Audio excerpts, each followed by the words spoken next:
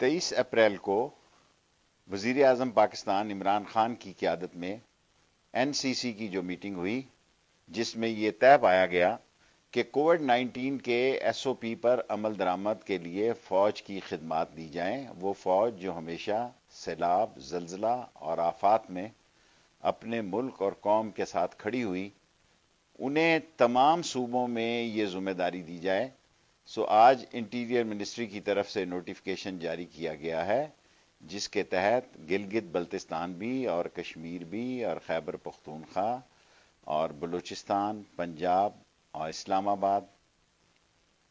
اپنی ضرورت کے مطابق کووڈ-19 پر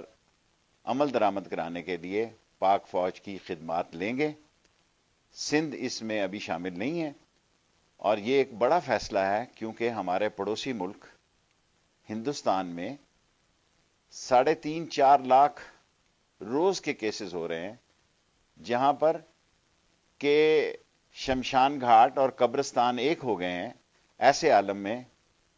پاک فوج کے یہ خدمات ذمہ داری دی گئی ہے تاکہ کووڈ-19 پر صحیح طور پر اس کے SOP پر کام ہو سکے،